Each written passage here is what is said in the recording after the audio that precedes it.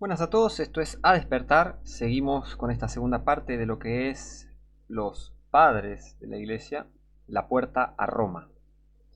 Vamos a seguir viendo qué más creían, pensaban y predicaban estos personajes. Vamos a ver Jerónimo, a ver qué dice. Jerónimo, Sofronio Eusebio Jerónimo, del 340 al 420, después de Cristo, ¿no? Jerónimo fue solicitado por Dámaso, obispo de Roma, para producir un latín estándar. O sea, una Biblia estándar en latín, error de traducción.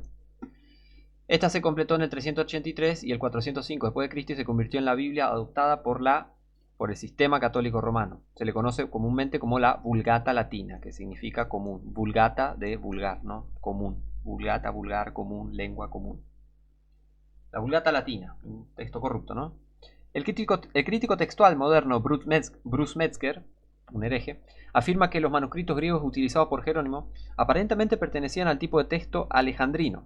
Metzger, The Text of the New Testament, página 76. Esto significa que pertenecían a la misma familia que los que sustentan las versiones modernas. Para el que no sepa, las versiones modernas son satánicas, son del Vaticano, son de gente que odia a Dios, odia a la Biblia, odia a Cristo, odia su palabra, no creen una coma de lo que dice la palabra de Dios, entonces quieren ser ellos la autoridad y decir, en realidad una Biblia mejor sería esta, sería lo otro, y nunca, nunca, nunca llegan a verdadera salvación, porque son mercenarios, solo quieren venderte una Biblia y no quieren que seas salvo.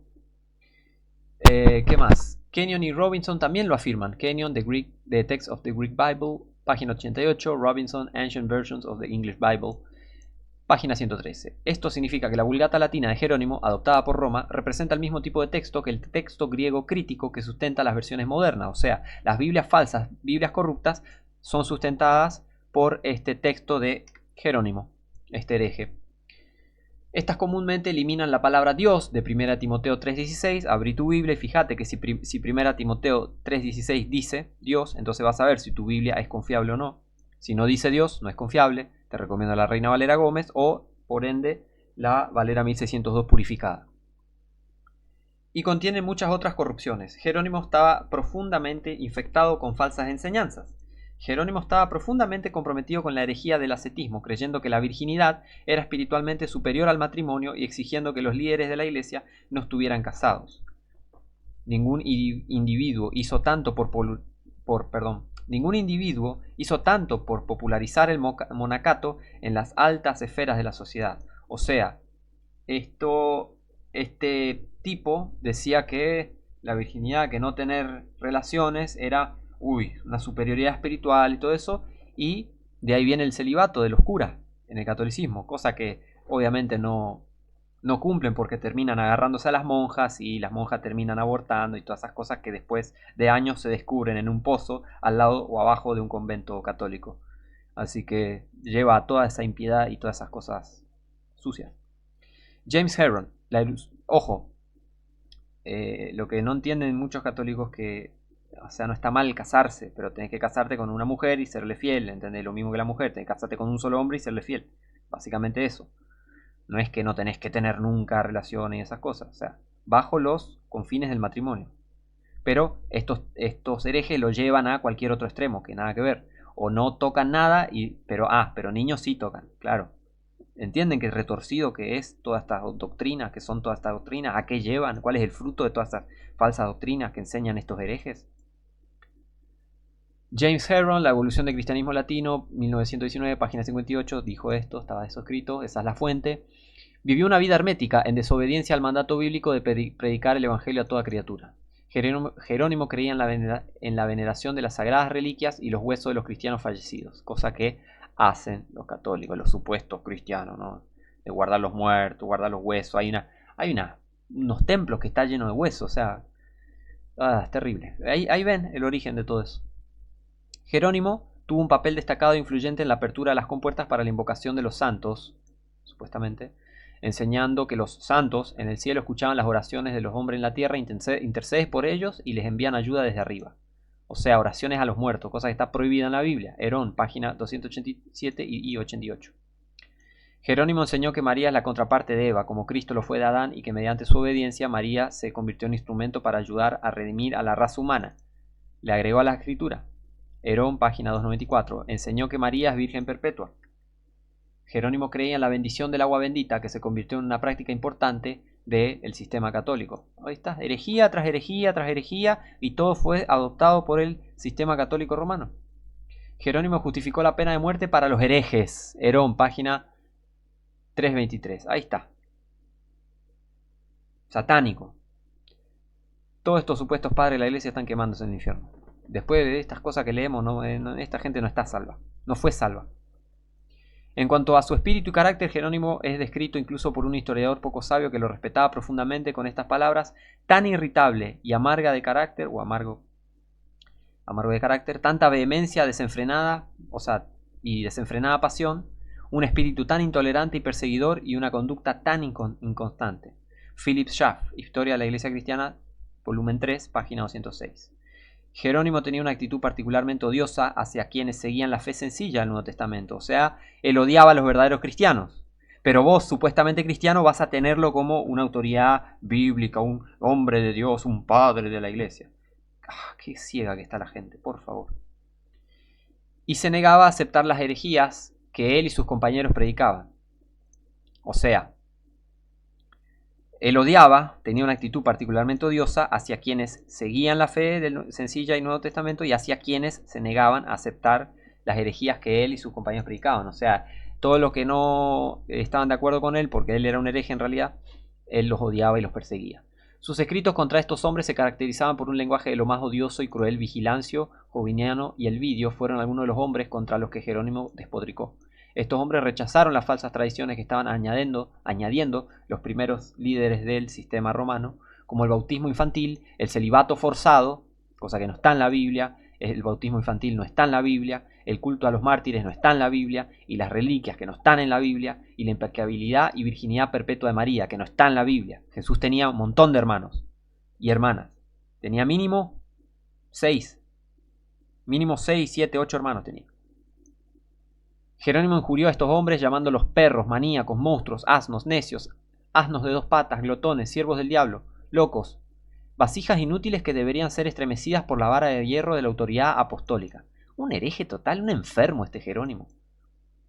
Dijo que Elvidio tenía una boca fétida, impregnada de un hedor pútrido contra las reliquias y cenizas de los mártires.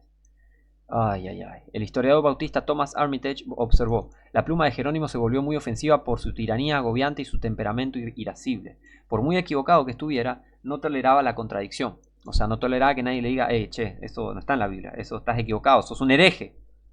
Como hay que decirles a estos herejes. Historia de los Bautistas, 1, página 207, volumen 1, página 207.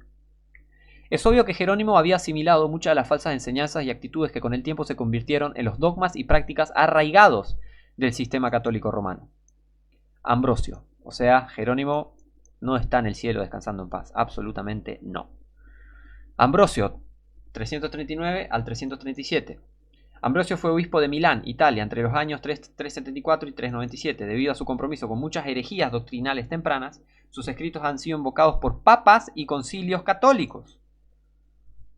Ambrosio ejerció una fuerte influencia sobre Agustín. La Iglesia Católica lo declaró santo y doctor de la Iglesia. Bueno, alto hereje. Ambrosio utilizó el método alegórico místico de interpretación bíblica, influenciado por Orígenes y Filón. O sea, eso de, no, bueno, en realidad no quiere decir eso no quiere decir eso, no, en realidad es alegórico, no es, y excusa, no creía en la Biblia, prácticamente eso. Enseñó que los cristianos debían ser devotos de María, fomentó el monacato y creía en las oraciones a los santos, o sea, otras herejías más. Creía que la iglesia tiene el poder de perdonar los pecados. Mentira, solo Cristo, solo Dios perdona pecados. Creía que la cena del Señor es un sacrificio de Cristo. Enseñó que la virginidad es más santa que el matrimonio y, siempre que era posible, animaba a las jóvenes a no casarse. Su enseñanza en este sentido contribuyó a allanar el camino para el sistema monástico católico, o sea, el sistema eso de monjas que no se casen, y monjes y curas y obispos católicos que no se casen y bueno. Después ofrecía oraciones por los difuntos, otra herejía más. Agustín, el San Agustín, supuestamente santo, que va a ser santo este hereje. Agustín se vio contaminado por muchas doctrinas falsas y contribuyó a sentar las bases para la formación del sistema católico romano. Por esta razón Roma lo ha honrado como uno de los doctores de la iglesia, entre comillas. Ellos lo consideran uno de los doctores de la iglesia, o sea, el catolicismo, el sistema más corrupto de la historia, lo tiene como santo, como un doctor a este tipo. Y vos vas a creer en las escrituras de este hereje. ¿Ven cómo le ensucian con basura, con la teología, con los seminarios a la gente?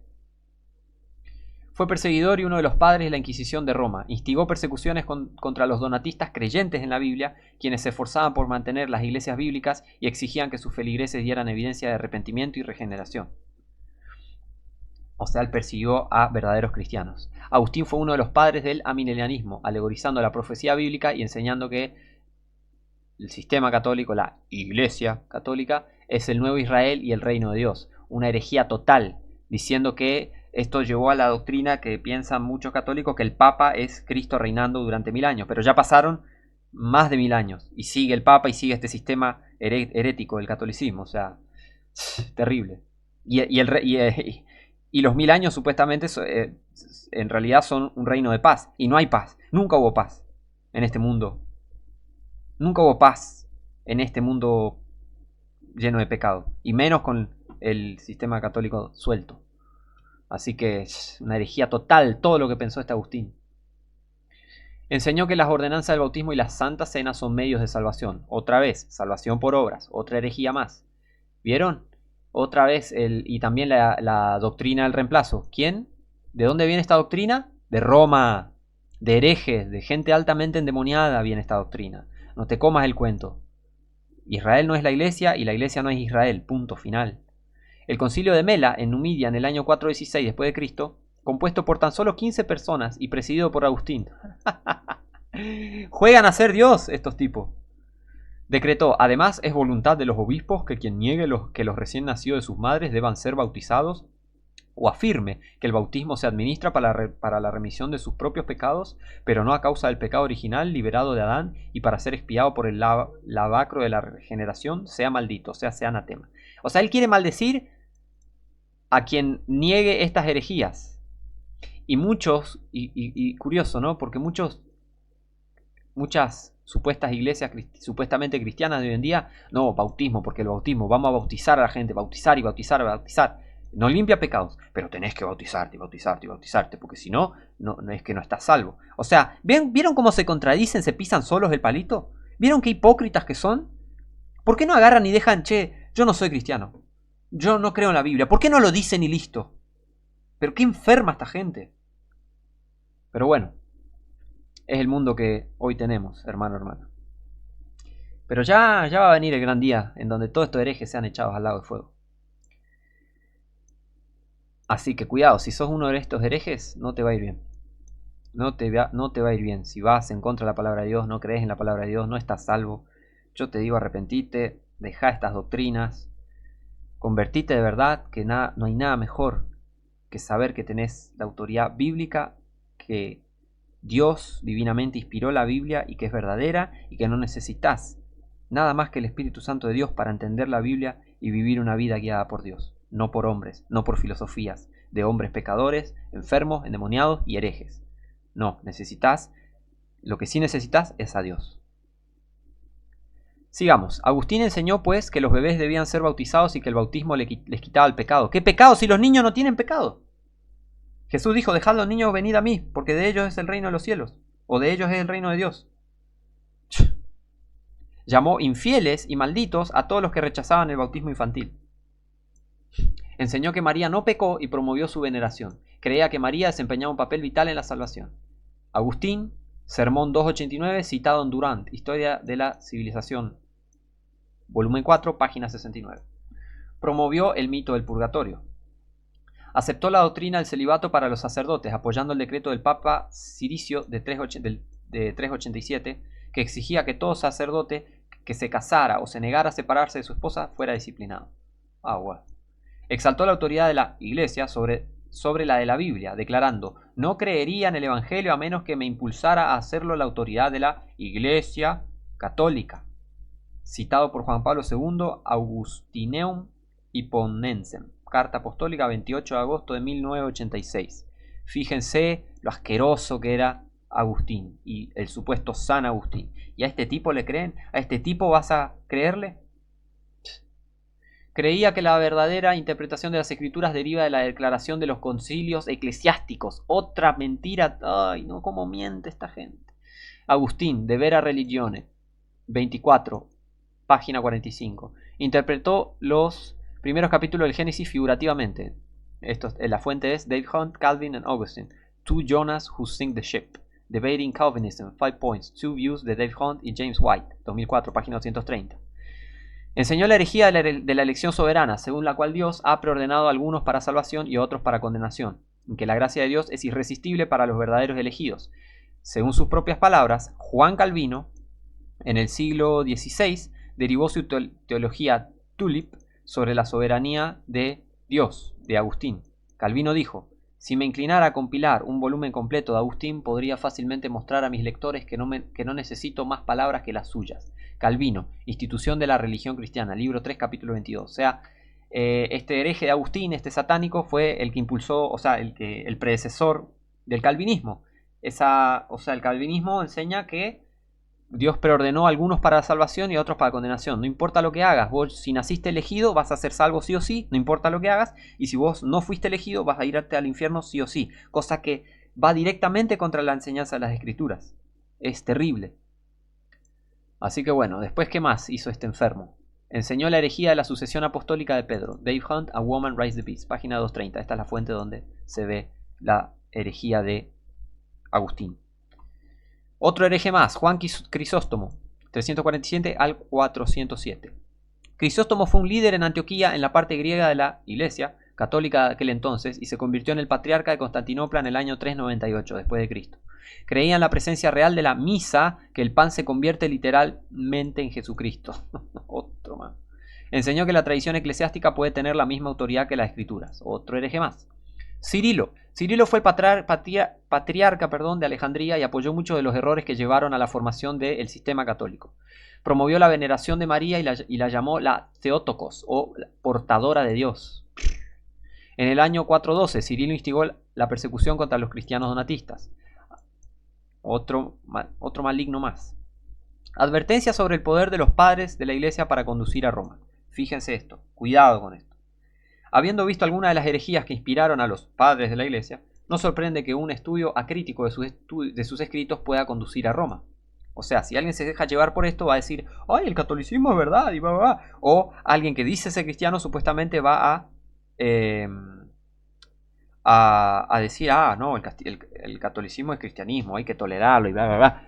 O sea, gente perdida puede seguir ese camino que lleva a la perdición, mostrado por estos herejes. Es el camino que ellos enseñaron. El camino que te lleva al infierno lo mostraron estos supuestos padres de la Iglesia. Pura herejía. Allí es donde se dirigían todos, y en general solo hemos analizado a los padres de la Iglesia con mayor solidez doctrinal. A finales del siglo XIX, John Henry Newman entró en la Iglesia Católica Romana por la puerta de los padres de la Iglesia. Newman, sacerdote anglicano y uno de los líderes del movimiento de Oxford en la Iglesia de Inglaterra, es uno de los protestantes conversos más famosos a Roma. O sea, una locura. Convertirse al catolicismo es lo más loco que puedas hacer en tu vida, es lo más enfermizo que puedas hacer en tu vida. Decía que dos de los factores de su conversión fueron su fascinación por los padres de la Iglesia y su estudio de las vidas de los santos ingleses. Refiriéndose a místicos católicos como Juana de Norwich, se convirtió a Roma en 1845 y fue nombrado cardenal por el Papa León XIII en 1879. Locura, qué locura. En los últimos tiempos muchos siguen el ejemplo de Newman. Scott y Kimberly Hahn, presbiterianos que se unieron, otro ejemplo, presbiterianos que se unieron al sistema católico romano, al culto católico romano, fueron influenciados por los padres de la Iglesia. En su influyente autobiografía, Roma, Dulce Roma, Kimberly recuerda cómo Scott estudió a los padres de la Iglesia cuando aún era ministro presbiteriano. Dice: Scott obtuvo muchas enseñanzas de los primeros padres de la Iglesia, algunas de las cuales compartió en sus sermones. Esto fue bastante inesperado para ambos, ya que apenas habíamos leído a los padres de la Iglesia cuando estábamos en el seminario. De hecho, en nuestro último año de secundaria nos quejamos en voz alta a amigos sobre un posible romanismo sigiloso, cuando un sacerdote anglicano ofreció un curso sobre los padres de la Iglesia. Y ahí estaba Scott, citándolos en sus sermones. Una noche Scott salió de su estudio y dijo: Kimberly, tengo que ser sincero, no sé cuánto tiempo seremos presbiterianos. ¡Qué locura! Podemos convertirnos en episcopales. ¡Qué locura! Roma, Dulce Roma, página 56. De hecho, se convirtieron al catolicismo romano y la influencia de los padres de la iglesia, entre comillas, en esa decisión es evidente, es más que evidente. En 1985, Thomas Howard se convirtió en otro famoso protestante converso a Roma. En su libro de 1984, Evangélico no es suficiente, Howard instó a los evangélicos a estudiar a los padres de la iglesia. Howard fue profesor en Gordon College durante 15 años y proviene de una familia de evangélicos prominentes. Su padre Philip fue editor del Sunday School Times, un periódico, ¿no? Su hermano David Howard fue director de la Fraternidad Evangélica Mundial y su hermana Elizabeth se casó con el famoso misionero Jim Elliot, quien fue martirizado por los indígenas Aucas en Ecuador. Los padres de la iglesia también fueron fundamentales en la conversión de Peter Kreeft a Roma desde la denominación reformada holandesa. Kreeft, un apologista católico muy influyente, estudió a los padres de la iglesia como estudiante en Calvin College en Grand Rapids, Michigan. Escribe: mi lado aventurero se regocijó al descubrir en la iglesia primitiva elementos católicos como la centralidad de la Eucaristía, la presencia real, las oraciones a los santos, la devoción a María, la insistencia en la unidad visible y la sucesión apostólica, todas estas herejías que predica el catolicismo. ¿Vieron cómo se comió el cuento? Además, los padres de la iglesia simplemente olían más a católicos que a protestantes. Tal cual, lo dijo este mismo tipo. Los padres de la iglesia simplemente olían más a católicos que a protestantes. O sea, no eran cristianos estos tipos. No eran cristianos. San Agustín, Justino, Clemente, Atanasio, Crisóstomo, todos estos herejes. No eran cristianos. No eran cristianos. Especialmente San Agustín, mi favorito. Y un héroe también para la mayoría de los protestantes. Qué bárbaro. Qué vergüenza. Qué vergüenza que un supuesto protestante... Pero bueno, ahí te das cuenta que no es protestante. Que no es cristiano de verdad. Parecía obvio que si Agustín, Jerónimo, Ignacio de Antioquía, Antonio del Desierto, Justino Mártir, Clemente de Alejandría o Anastasio vivieran hoy, serían católicos, no protestantes. Howlett aboard the ark. Eso está escrito ahí. Esa es la fuente. Qué locura. Y la verdad que sí, serían católicos. Si estuviesen vivos hoy, esos tipos serían católicos. ¿Por qué? Porque lo eran. Porque sentaron las bases para el catolicismo. Kreeft tiene toda la razón. Muchos de los padres de la iglesia huelen más a católicos que a protestantes, la verdad. Los libros Sorprendidos por la Verdad, editado por Patrick Madrid, El Camino a Roma, editado por Drake Longnecker, y Viajes a Casa, editado por Marcus Grody, contienen muchos ejemplos de este fenómeno. Uno de los testimonios es el de Sharon Mann, quien dice: empecé a leer a los primeros padres de la iglesia y me di cuenta de que, creyeran lo que creyeran, sin duda no eran protestantes. Los temas católicos salpicaron el panorama de la historia de la iglesia. No podía negarlo. Journeys Home, 1997, página 88. Claro que es cierto, los temas católicos salpican el panorama de los padres de la iglesia, entre comillas, ¿no? Lo que ella debería haber entendido es que no eran doctrinalmente sólidos y carecían de autoridad. Fueran lo que fuesen, no son nuestros ejemplos y guías. O sea, si sos un cristiano verdadero, esto no es nuestra guía. Los padres de la iglesia no te sirven para nada, no son nuestra base, no son nada, no son nuestros padres, no son padres de nada, ni son de la verdadera iglesia. Son parte de la falsa iglesia católica, absolutamente, de esa iglesia satánica, sí, pero no de la verdadera iglesia que es el cuerpo de Cristo, los verdaderos creyentes nacidos de vuelta, salvos por Cristo. Lo que ella debería haber entendido, bueno, eso, fueran lo que fuesen, no son nuestros ejemplos ni guías. Mann debería haberlos comparado con la verdad infalible de la Biblia y rechazarlos como herejes. Esto es lo que tiene que hacer todo cristiano, compararlos con la verdad infalible de la Biblia y rechazarlos como herejes. Esto tenemos que hacer todos los verdaderos cristianos. En cambio, permitió que los padres de la iglesia despertaran su curiosidad sobre el catolicismo romano y terminó en una misa. Allí tuvo una poderosa experiencia emocional cuando la multitud se arrodilló para adorar idólatramente la hostia bendita al pasar en su custodia. Empezó a llorar, se le hizo un nudo en la garganta y no podía tragar. Dijo: si el Señor realmente pasaba, quería adorarlo y venerarlo, pero si no, temía ser idólatra. Ese fin de semana dejó una huella muy profunda en mi corazón y me encontré sin buenos argumentos para seguir protestante. Mi corazón anhelaba ser católico y ser restaurado a la unidad con toda la cristiandad, supuestamente. Viajes a Casa, página 89. ¡Qué locura! Cuando habla del Señor que pasa, se refiere a la doctrina católica de que la hostia de la misa se convierte en el verdadero cuerpo y sangre de Jesús cuando es bendecida por el sacerdote y posteriormente es adorada como Jesús mismo, una herejía total. Después de la misa, la hostia se coloca en una caja llamada tabernáculo y los católicos rezan ante ella. La hostia es el Jesús católico. Roger Oakland describe una experiencia que tuvo en Roma durante la fiesta del Corpus Christi cuando el Papa Benedicto XVI rindió culto en la Basílica de Santa María la Mayor. Finalmente, dice, después de casi 3 horas de espera, llegaron el Papa y su séquito. El Papa llevaba a Jesús al Jesús Eucaristía en una custodia. Ese mismo día, durante una misa en San Pedro, este Jesús eucarístico había sido creado a partir de una hostia consagrada. Más tarde, ese mismo Jesús fue trasladado a San Juan para otra ceremonia. Finalmente, para finalizar, el Papa trasladó a Jesús a la iglesia mayor de María. El Papa tomó la custodia, subió las escaleras de la iglesia y levantó a Jesús para que la multitud lo viera. Luego, este Jesús fue colocado en un altar erigido temporalmente en la parte superior de las escaleras. Un cardenal abrió entonces la ventana de la custodia, sacó la hostia consagrada, Jesús, supuestamente Jesús, y lo condujo rápidamente al interior de la iglesia, donde colocó a Jesús en un sagrario. Esta experiencia me sirvió como un recordatorio aleccionador de esta terrible apostasía. Sí. La Madre Teresa fue un claro ejemplo de ello. Ella afirmó claramente que su Cristo era la hostia de la misa. Consideren las siguientes citas de su discurso en el Retiro Mundial para Sacerdotes en octubre de 1984 en la Ciudad del Vaticano. Recuerdo aquella vez, hace unos años, cuando el presidente de Yemen nos pidió que enviáramos a algunas de nuestras hermanas a su país. Le dije que era difícil porque durante muchos años no se permitió que hubiera capillas en Yemen para celebrar misas públicas y a nadie se permitía ejercer allí públicamente como sacerdote. Le expliqué que quería enviarles hermanas, pero el problema era que, sin un sacerdote, sin que Jesús las acompañara, nuestras hermanas no podían ir a ninguna parte. O sea, habla de monjas, ¿no? Parece que el presidente de Yemen tuvo una especie de consulta y la respuesta que recibimos fue sí, pueden enviar a un sacerdote con las hermanas. Me impactó la idea de que solo cuando el sacerdote esté presente podemos tener nuestro altar, nuestro sacerdote y nuestro Jesús.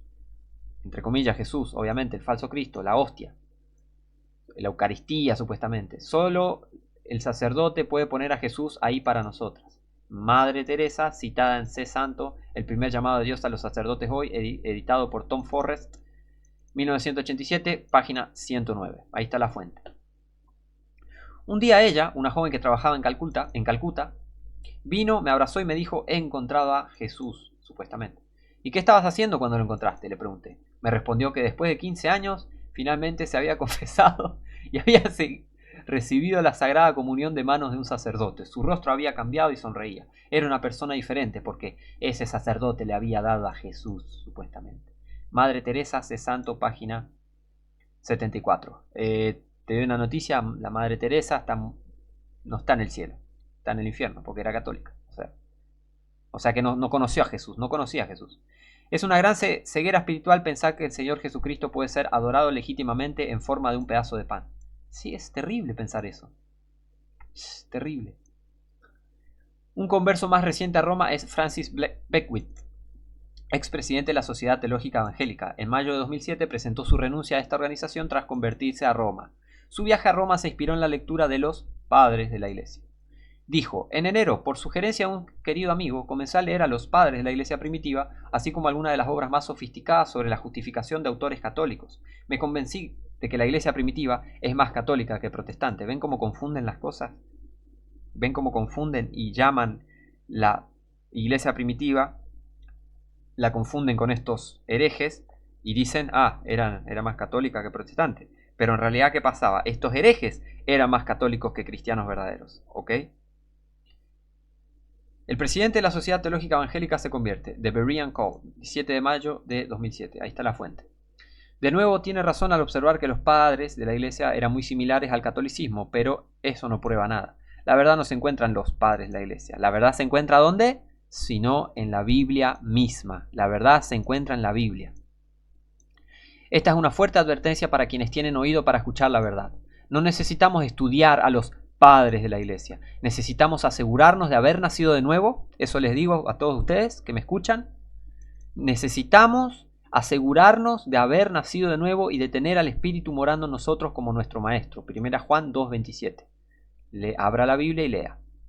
Luego debemos estudiar la Biblia con diligencia, ¿ok? En contexto, obviamente. Caminar de cerca con Cristo y arraigarnos tan profundamente en la verdad que no seamos descarriados por las acechanzas del diablo ni por los fuertes vientos de error que soplan en nuestros días. ¿Ok? es una advertencia para todos los que ven este video. Hay que asegurarse de estar salvo, de haber nacido de vuelta y de realmente ser salvo y tener al Espíritu Santo, que es resultado de ¿qué? De verdadera salvación. Si estás salvo, tenés el Espíritu Santo. Si no estás salvo, no tenés el Espíritu Santo. Así nomás. El 13 de septiembre de 2020, Mark Galli, ex pastor presbiteriano y editor jefe de Christianity Today, durante 7 años, fue recibido en el sistema católico romano. En una entrevista con Todd Warner, editor de la publicación católica romana Evangelization and Culture, revista del Instituto Word on Fire, Galli explicó algunas de las razones de su conversión. Entre otras cosas, implicó leer los escritos sí, le dicen San Francisco de Asís, ¿no? Implicó leer los escritos de Francisco de Asís, Henry John Newman, Robert Barton, Juan Pablo II, Santa Teresa de Ávila, etc. Practicar la oración contemplativa católica romana y estudiar a los padres de la Iglesia. Los supuestos padres de la Iglesia, este grupo de herejes. También implicó meterse con teólogos liberales como Karl Barth. Galli dijo, entre los muchos puntos de inflexión clave, uno ocurrió cuando editaba un número de una revista llamada Historia Cristiana, cuyo tema era Francisco de Asís. Naturalmente, su vida de heroica abnegación y absoluta fascinación por Jesús me impresionó profundamente. ¡Qué estúpido! Al mismo tiempo, por las noches leía la encíclica de Juan Pablo II, El esplendor de la verdad. No. Incursioné un tiempo en el misticismo cristiano, luego en la ortodoxia oriental y después en una teología de la gracia radical, expresada por ciertos escritores luteranos y el teólogo Karl Barth. Sin duda, la tradición del misticismo católico es la más impresionante, especialmente como se ve en la Santa Teresa de Ávila y San Juan de la Cruz, entre muchos otros. O sea, quedó impresionado por todas estas mentiras, todo demoníaco, los espíritus cegando a la gente, impresionándola mediante experiencias emocionales y mentiras antibíblicas. Es impresionante. A medida que las cosas se aclaraban cada vez más, escuché una versión en audio del libro Catolicismo de Robert Barron, no una, sino 2 veces. Perdón. Me encontré sollozando. Conducía mientras escuchaba, pero tuve que salir de la carretera porque no podía ver bien. O sea, estaba sollozando. Ese era el punto. Me había convertido de corazón y sabía que tenía que resolver los problemas de la confirmación.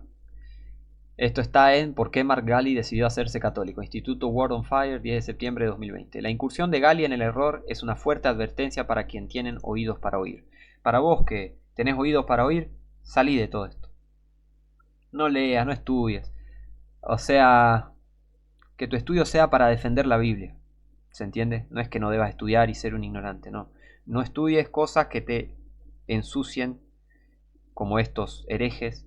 Estudia cosas que te ayuden a defender la palabra de Dios, a defender la Biblia, a defender a Cristo, al verdadero Cristo, y a defender al verdadero Dios, a Jehová. ¿Ok? ¿Qué dice la palabra? ¿Qué dice la Biblia ahora? 1 Corintios 15, 33. 1 Corintios 15, 33 dice, no os engañéis, las malas conversaciones corrompen las buenas costumbres. ¿Ok?